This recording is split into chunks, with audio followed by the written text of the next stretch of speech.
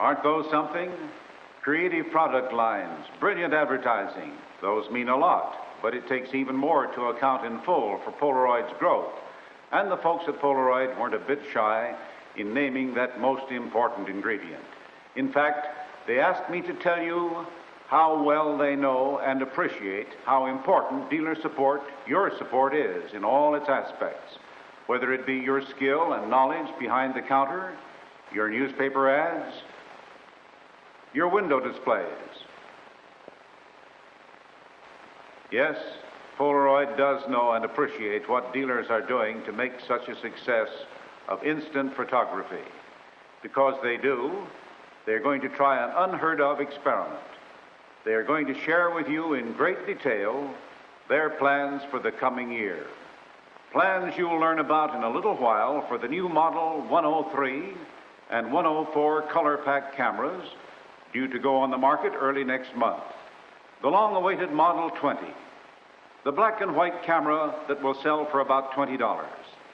Yes, you'll find out just where that one fits in. Finally, the forthcoming Model 180, a pack camera using an f4.5 lens. That one will replace the old 110B. It's being put on the schedule right now. As these plans are spelled out, I'm convinced you'll feel just the way I do. The Polaroid growth story in the past is just a taste of what is to come. Successful as Polaroid has been, it has only scratched the surface. Let's see just why I say this. Here's a pie chart that shows the total number of still cameras sold each year in the United States, about 6 million in 1965. It has been cut into two major segments. This piece represents variable focus cameras, the more expensive ones. Average dealer price, $50. It represents only about 30% of the total. With cameras at a dealer price near $100, twice the average, Polaroid has done very well. About 35% of the units and 60% of the dollars. What will happen when the two new pack cameras hit the market? Look for Polaroid to gain an even larger share of this upper end of the still camera market. And with the coming of the $20 camera in July, Polaroid will move for the first time into that segment that represents the fixed focus camera. Let's not forget, 70% of camera buyers fall into this group. Any guess as to how large a share of this market Polaroid will take is just that, a guess. But don't be too surprised if in time it amounts to 1/3, perhaps even 1/2 of the units. In any event, there doesn't seem to be much question that Polaroid product sales are going to continue to grow and grow a lot. One thing I'm sure of, Polaroid hopes you'll join them in the massive growth that lies ahead. But they know you will join only if it means profitable business for you.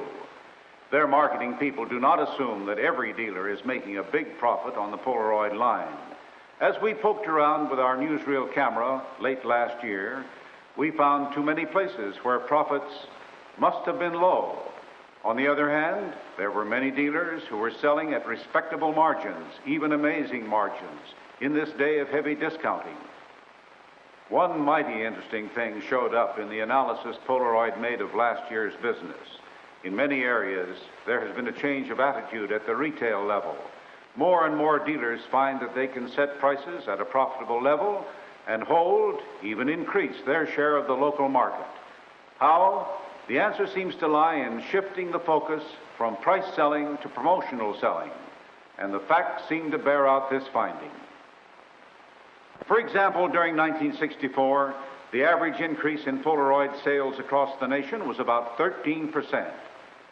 But when some 50 dealers who ran 3 or more promotions in 1964 were stacked against this average, well, here's the increase.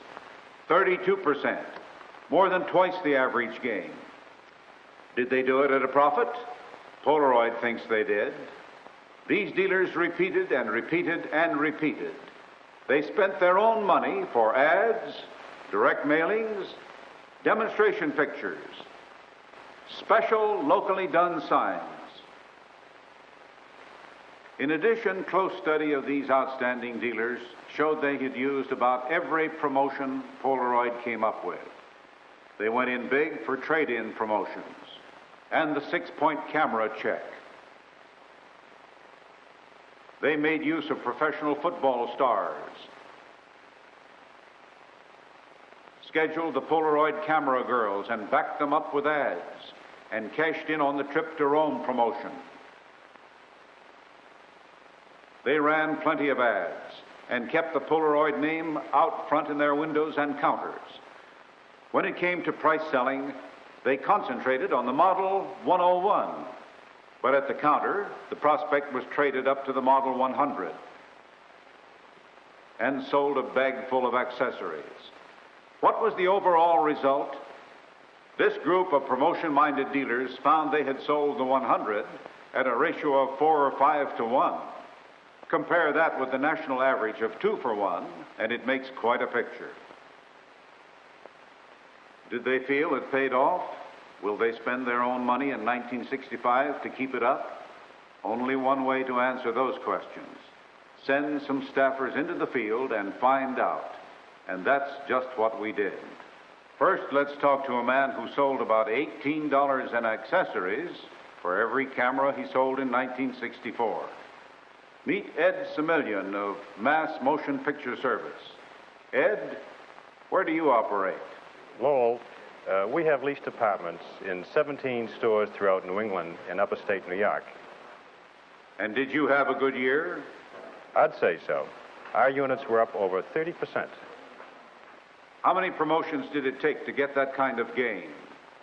We ran 34 promotions during the year, averaging about 3 per store. And how did you do so well on the accessories?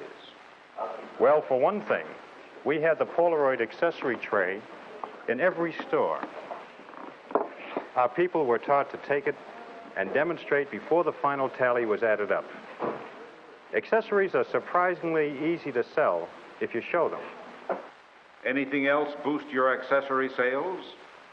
Yes, we made up some special kits. Here's our #1 executive kit. As you can see, it's all packed in an attaché case. It holds the camera and flash, portrait kit, self-timer, developing timer, black and white film, color film, cable release, and 24 flash bulbs. What did that go for? We sold this for $188.88. And we sold a lot of them, too. And when we couldn't, we dropped to our executive kit #2. It contains less, but brought us $159.88. One final question. Did you sell many 101s? No more than we had to. We found it easy to trade up. We sold more than 10 Model 100s for every 101. What about size and location? Do you have to run a big city store to make promotions pay off?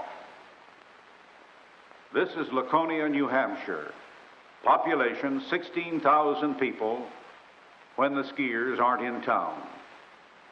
People here see Polaroid camera commercials, and they read Life and Look, just like the folks in the city.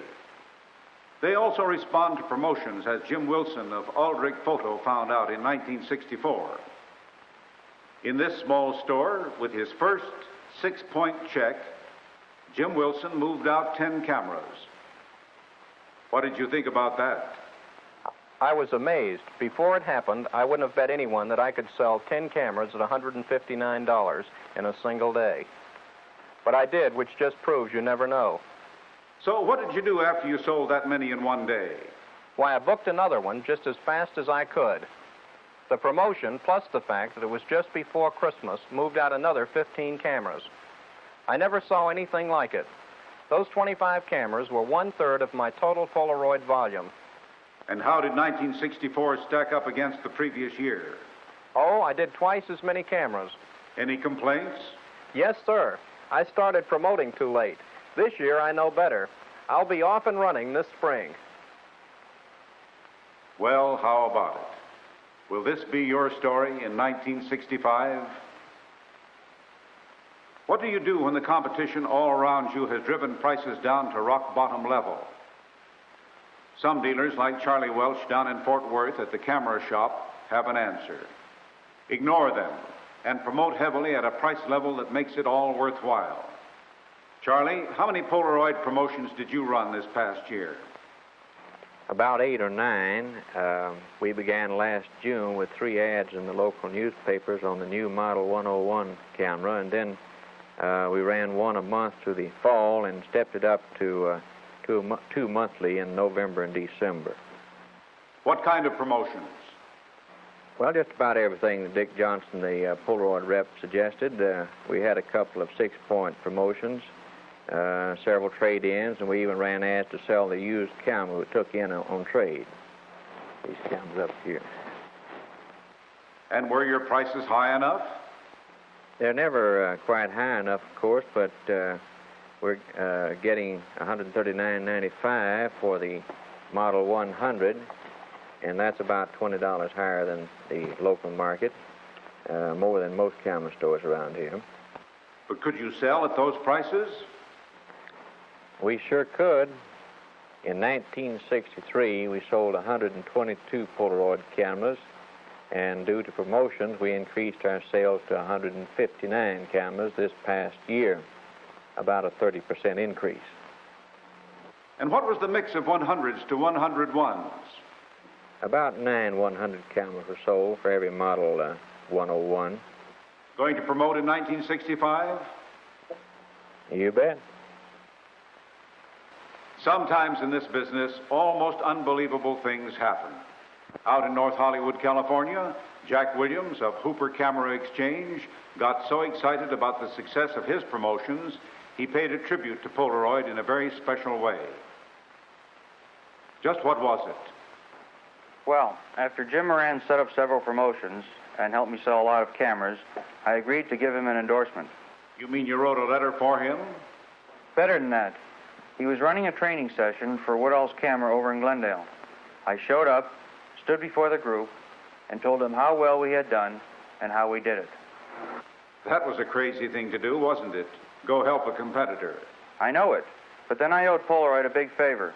You see, my camera sales jumped over 33% last year. And best of all, the dollars were higher. All but 4% of the cameras went out as kits. If I roll like this in 1965, I've told Jim I'll address another meeting for him. For a competitor's store? Oh, no, not again. I don't mind sharing my secrets, but the next time, I want to do it 40 miles down the freeway. Now that we have heard from a cross-section of U.S. dealers, let's visit one of our Canadian neighbors over in Windsor, Ontario. This is Frank Wansborough's camera shop.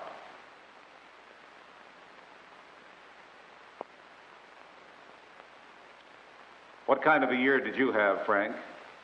Tremendous. We moved 30 Polaroid cameras as compared to 10 in 1963, and that's a 200% increase. Only 30 cameras? I know it doesn't sound like much compared to the States, but don't forget our costs are higher, and our average sale is about $175. And we're right across the river from Detroit. Did you promote? Yes, we did. Here are a couple of successful ads. We sold 6 cameras on a 6-point check and moved quite a bit of film and accessories at an owner clinic. How do you feel about 1965? Real good. I plan to promote early and expect to double my volume in cameras and film. Well, you've heard it for yourself. That about winds up this report. For myself, the deeper we dug, the more exciting the prospects became. On the basis of what I've seen, it sure seems as if the success found by many dealers in 1964 will be overshadowed by what can happen in 1965. Now you'll want the details I promised you a few minutes ago. So I'll turn the meeting back to your host. The best of luck to you in the coming year. It's all yours.